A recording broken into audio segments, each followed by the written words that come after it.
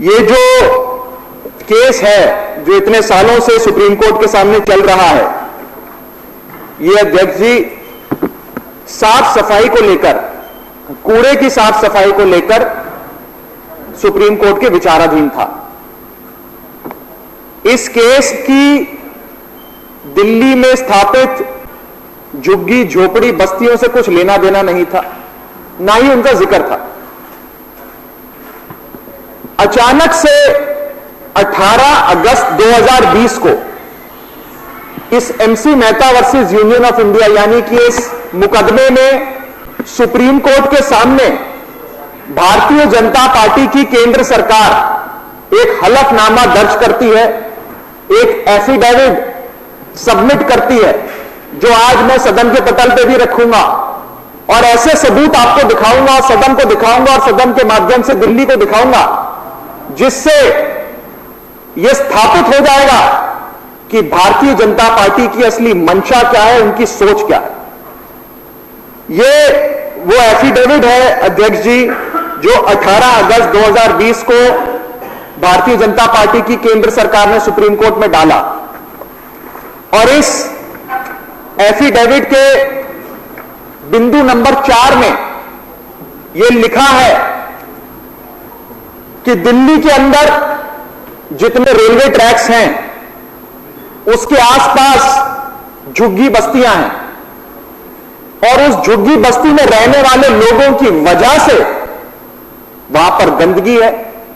उस झुग्गी बस्ती में रहने वाले जो लोग हैं वो गंदगी का कारण है और उन लोगों की, उन गरीब लोगों की वजह से हम रेलवे की पटरी के आसपास सफाई नहीं कर पा रहे। बीजेपी की सरकार एफिडेविट में दर्ज कर कहती है कि दिल्ली के झुग्गी बस्ती में रहने वाले लोग गंदगी के कारण है, वो गंद फैलाते हैं, वो गंदगी है। उसके बाद इस एफिडेविट में भाजपा की केंद्र सरकार कहती है कि हम केंद्र सरकार इन झुग्गी बस्तियों को हटाना चाहते हैं, यहां से इविक्शन करना चाहते हैं, डिमोलिश करना चाहते हैं और इसके लिए हमने एक स्पेशल टास्क फोर्स का भी गठन किया है कि दिल्ली की जितनी झुग्गी बस्तियां उनको तोड़ दिया जाए। लेकिन केजरीवाल सरकार के चलते राजनीतिक हस्तक्षेप होता है और मुख्यमंत्री अरविंद केजरीवाल जी की वजह से ये झुग्गी बस्तियां हम नहीं तोड़ पाते हैं। ये लिखित में सुप्रीम कोर्ट में हलफनामा दर्ज करके भारतीय जनता पार्टी की सरकार कहती है कि दिल्ली की सारी झुग्गी बस्तियां हम तोड़ना चाहते हैं। रेल पटरी के आसपास जितनी बस्तियां हैं, झुग्गियां हैं, सबका आशियाना उजाड़ना चाहते हैं, सबको बेघर करना चाहते हैं।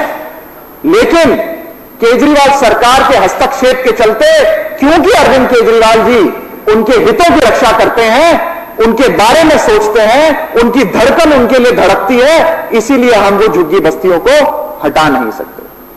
ये दर्ज करके इसको तो कोई झुटला नहीं सकता, तो एफिडेविट में लिखा है, सुप्रीम कोर्ट में दर्ज। इस एफिडेविट के आधार पे सुप्रीम कोर्ट में बहस होती है और 31 अगस्त 2020 को सुप्रीम कोर्ट का एक ऑर्डर आता है जिसमें यह कहा जाता है कि ये 48,000 झुग्गी बस्तियों को यहां से हटा दिया जाए। इसके बाद यह स्थापित हो जाता है कि भारतीय जनता पार्टी की मंशा क्या है, मानसिकता क्या है।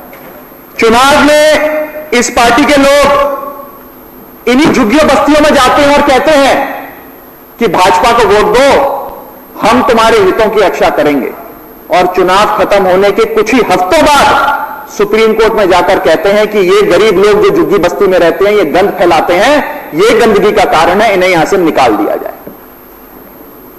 और मैं इस सदन के सामने ये कहना चाहूंगा कि आपने सुप्रीम कोर्ट में जाकर जो कहा कि केजरीवाल सरकार के चलते, मुख्यमंत्री अरविंद केजरीवाल जी की वजह से हम वो झुग्गी बस्तियों को उजाड़ नहीं पा रहे हैं, आपके इस कथन को हम अपनी शान समझते हैं, आपके इस कथन को हम अपनी कमाई समझते हैं।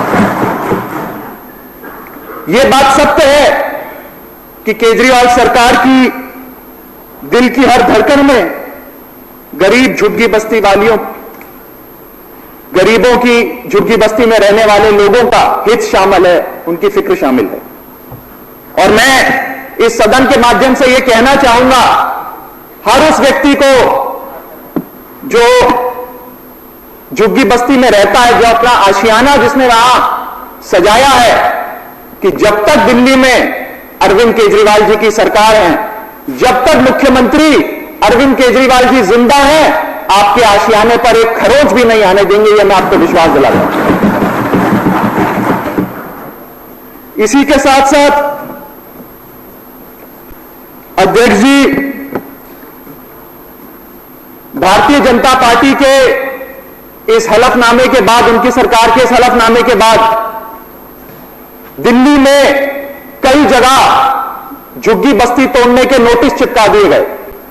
जगह जगह जाकर इस प्रकार के नोटिस चिपका दिए गए और कहा गया कि 11 तारीख को आके आपकी झुग्गी तोड़ देंगे, 14 तारीख को आके केंद्र सरकार आपकी झुग्गी तोड़ देगी, 17 तारीख को आकर भाजपा सरकार का रेलवे विभाग आपकी झुग्गी तोड़ देगा।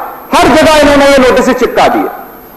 मैं आज इस सदन के सामने ये कहना चाहता हूं कि ये जो नोटिस है ये गैर कानूनी है, अमानवीय है, और जब तक दिल्ली में अरविंद केजरीवाल जी की सरकार है, किसी भी झुग्गी को हम तोड़ने नहीं देंगे। और मैं इस नोटिस को फाड़ता हूं और ये कहता हूं कि ये नोटिस असंवैधानिक है और गैर कानूनी है। इसी के साथ साथ दिल्ली सरकार ने, आम आदमी पार्टी की सरकार ने केंद्र सरकार को यह चिट्ठी लिखी और चिट्ठी में साफ तौर पर कहा, चेतावनी देते हुए कि एक भी घर, एक भी आशियाना उजड़ना नहीं चाहिए। आप जो नोटिस चिपका रहे हैं, भारतीय जनता पार्टी की सरकार जो नोटिस चिपका रही है, वो गैर कानूनी है। और कानून और संविधान, अध्यक्ष जी, ये साफ तौर पर कहता है कि पहले उस आशियाने में जो लोग रहते हैं उनका रिहैबिलिटेशन हो, उनका पुनर्वास हो, उसके बाद आप इस प्रकार का कोई कदम लेने के बारे में सोच भी सकते हैं। लेकिन जब तक रिहैबिलिटेशन नहीं होगा, जब तक पुनर्वास नहीं होगा, किसी के घर से एक ईंट भी नहीं हटाई जाएगी। ये हमारी सरकार ने लिखकर केंद्र में बैठी भाजपा सरकार को जारी किया।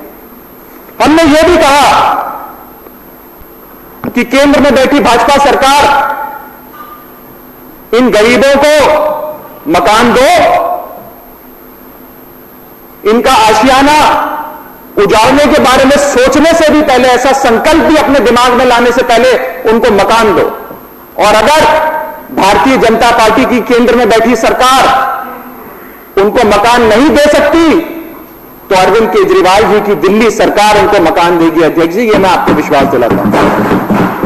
हमने इस चिट्ठी के साथ साथ एक सूची भी केंद्र सरकार को भेजी, जिसमें 45,857 घरों की सूची, कि ये 45,857 घर दिल्ली सरकार के पास हैं। हम दे सकते हैं अगर आप असमर्थ हैं, अगर आप उनके हितों की रक्षा नहीं कर सकते, तो केजरीवाल सरकार उनके हितों की रक्षा करेगी और केजरीवाल सरकार फिर एक एक व्यक्ति को ये मकान देगी।